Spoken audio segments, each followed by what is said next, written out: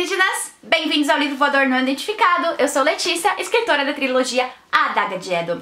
E se sua espaçonave acabou de cair aqui no canal, não se esqueça de já se inscrever e aproveite para deixar o joinha no vídeo. Hoje é dia de fazer vídeo dos lidos do mês de novembro, onde eu falo todos os livros que eu li no mês de novembro. E por falar em lidos no mês, eu devo avisar que nós temos 2 quadros novos lá no Instagram. Um deles é o favorito dos mês. Falei tudo errado. Onde eu vou eleger de todos os livros que eu li no mês, no caso desses que eu li em novembro, dos próximos que eu irei ler, 4 ou 5, acho que são 5 categorias. Que é o melhor livro, a capa mais bonita, o personagem favorito, meu crush, são 5. E o livro que me surpreendeu. Já postei sobre os favoritos do mês de novembro lá no Instagram, e o Instagram tá aqui embaixo junto com todas as minhas outras redes sociais. E tem outro quadro também, que é a entrevista com o autor. Já foi lançada a primeira entrevista lá no Instagram e no próximo mês eu vou trazer entrevista com outro autor. Que autor você quer que eu faça entrevista? Deixe aqui nos comentários ou lá no Instagram também. E por falar em Instagram e sorteio, nós temos sorteio lá no Instagram. A Ana Monteiro Silva, que é uma das melhores fãs do mundo ever de eternidade, está organizando um sorteio junto comigo. Ela escolheu em algum lugar nas estrelas da Dark Side para sortear e eu escolhi Vizinho Irresistível da P. Pacini. Então, gente, as regrinhas do sorteio estão lá no Instagram, só acessar o Instagram e participar. Sem mais delongas, vamos para os livros que eu li em novembro. No Lidos do mês passado, eu falei pra vocês que eu terminei o mês lendo Prince of Thorns, mas eu li grande parte do livro agora em novembro. E foi um livro que eu gostei muito, eu devorei, eu entrei nas páginas, eu queria todo o tempo voltar pra história, pra ler a história.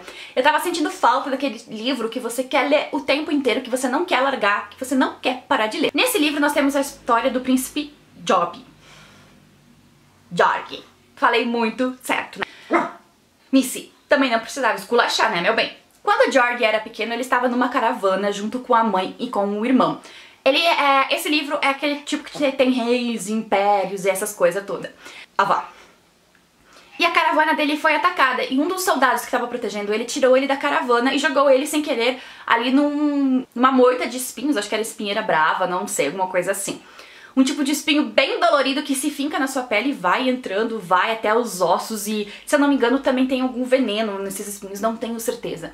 Enquanto ele estava ali imobilizado pelos espinhos, ele viu a mãe e o irmão serem assassinados por um rei de um outro império, que eu já me esqueci o nome dessa criatura. O Jorg é salvo então pelos soldados do pai dele, é levado até o castelo, ele quase morre, o pai nem dá bola pra ele, tipo, o pai só tá interessado mesmo assim em ter um herdeiro pra governar. E quando o Jorg se recupera e fica bem, ele sai do castelo. Só que na verdade o livro ele é narrado entre presente e passado. O presente do Jorg, ele tá comandando uma legião como se fosse de irmãos. E ele tá saqueando o próprio reino dele com esses irmãos. Passam por vilas, destroem vilas, estupram mulheres. E nós percebemos que o Jorg, ele é uma pessoa muito sinistra. Que existe uma maldade dentro dele que ele tá sempre ali querendo fazer o mal. É uma coisa muito sinistra, que às vezes até me dá medo do Jorg. E o passado vai nos contar então como foi a superação dos espinhos e como ele acabou entrando ali com aqueles irmãos. Nós vamos ter muitos mistérios relacionados ao Jorg, a pessoa dele, por que ele abandonou a vingança, porque ele jurou vingança contra o rei que mandou matar a mãe e o irmão dele, porque ele se desvirtuou desse caminho, por que agora ele simplesmente quer voltar lá pro palácio, da onde ele saiu, da onde ele era o príncipe. Muitas coisas vão ficar ali misteriosas que você vai descobrindo ao longo da leitura. Foi uma leitura, olha, muito prazerosa, que eu adorei e que eu super recomendo. Eu tinha ouvido muitas opiniões negativas antes de começar a ler o livro. E eu comecei o livro com aquele medinho de não gostar, porque eu tenho a trilogia completa e tenho mais 2 livros do spin-off dele, que é a Guerra da Rainha Vermelha. Mas, gente, essas opiniões negativas pra mim foram infundáveis. Esse livro foi simplesmente incrível, do início ao fim. Eu esqueci de falar que eu vou deixar aqui embaixo o link de compra de todos os livros dos quais eu citar na Amazon. Toda vez que você compra pelo link do canal, você apoia o canal e você não paga nada mais por isso.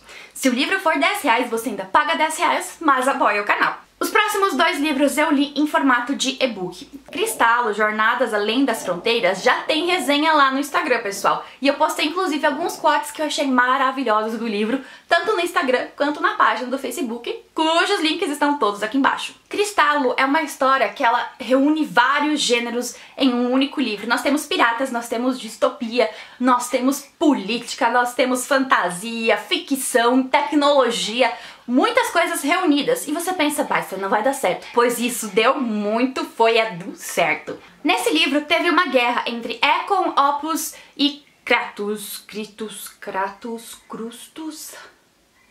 Kratia. E entre Kratia. A Kratia era tipo um regime ditatorial e todo mundo ali lutou contra ele e acabou destruindo os dois reinos, Opus e Ekon se uniram e destruíram Kratia. E nesse universo nós temos coisas chamadas cristais de energias, que são cristais que eles têm energia ilimitada que fornece energia elétrica para as cidades. E quando acabaram com Kratia, ficaram em posse então a Ekon. Ekon ficou em posse do cristal de energia que eles tinham e em posse do seu próprio cristal. Só que Opus não ficou feliz por Ekon ter segurado um cristal. E uma nova guerra se iniciou entre esses países e os países que apoiavam Kratia foram bombardeados com bombas. Essa guerra durou 100 anos, então 100 anos após o começo da guerra, nós vamos encontrar dois personagens. Uma garota que vive em Opus e um garoto que vive em Ekon. Essa garota que vive em Opus, no início do livro, ela é sequestrada e é levada por um navio que é completamente diferente de tudo que ela já viu, e ela fica lá encarcerada junto com outro grupo de crianças, de adolescentes perto da idade dela, e ela vai descobrir verdades sobre o seu governo que a deixaram de cabelo em pé.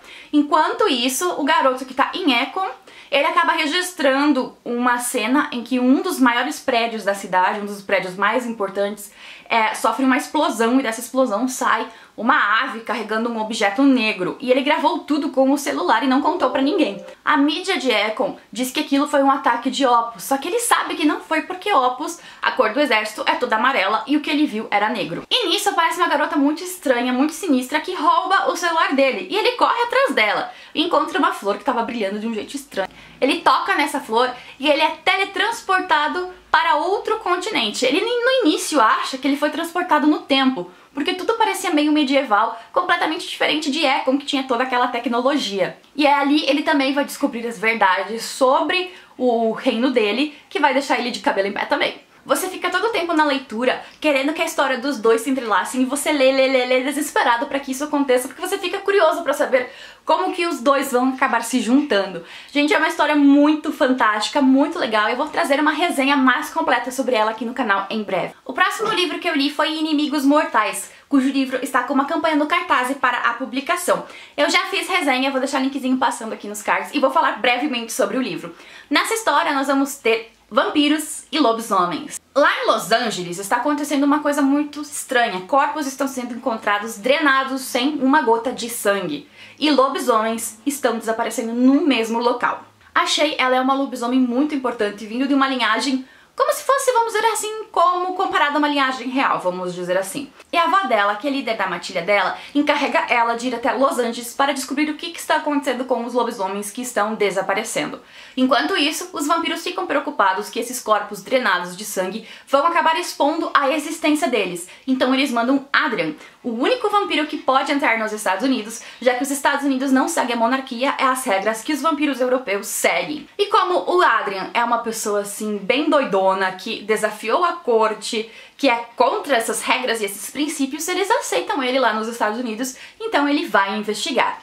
Tanto os vampiros como os lobisomens que estão investigando esses casos vão acabar caindo na boate Hit. Eles descobrem que toda a fonte dos problemas deles está ali na boate. E a Shay, que estava investigando o caso junto com um detetive, esse detetive acaba sendo sequestrado pelo pessoal que está produzindo uma droga chamada Lynx. E esse pessoal que está produzindo a droga Lynx também chegou até o Adrian, mas o Adrian se fez ali de desentendido e que queria produzir essa droga e levar ela para a Europa. O livro ele tem uma pegada bem policial, bem show, que eu achei que combinou, do jeito que a autora trabalhou, combinou bastante com vampiros e lobisomens. E o último livro que eu li no mês foi Ninho de Fogo, A Mestiça, que eu recebi em parceria com a editora Pendragon. Eu estava muito louca para ler esse livro e não me decepcionei em nada. Também já saiu resenha, vou deixar o linkzinho aqui nos cards pra vocês irem lá conferir a resenha completa, mas vou falar por cima. Aqui nós temos a Melanie, ela é uma garota normal, nada de ruim acontece na vida dela, a não ser que os pais dela foram mortos e ela mora com a avó, reclusa no interior e só tem um vizinho. Enfim, em um belo dia, quando ela está voltando pra casa com esse seu vizinho, ele acaba ficando meio estranho e agindo como se tivesse algum problema. Eles não encontram a avó dela e ele simplesmente quer fugir porque tem alguma coisa errada. Nisso, eles começam a ser perseguidos por 2 motoqueiros até que acabam em uma clareira e o vizinho David se transforma em um dragão, assim como as pessoas que estavam seguindo ele. Ela vai acabar descobrindo que ela é uma mestiça entre dragão e bruxos e que essa misticidade não pode existir, que ela é contra no reino de onde ela veio. E ela veio do reino Ninho de Fogo.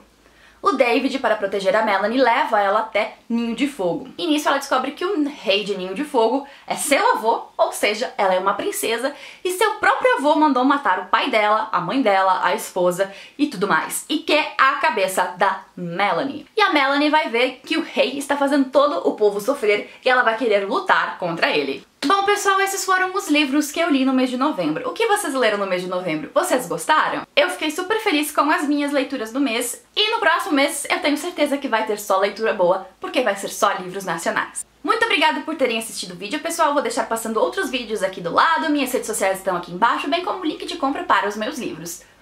Um super beijo e até a próxima!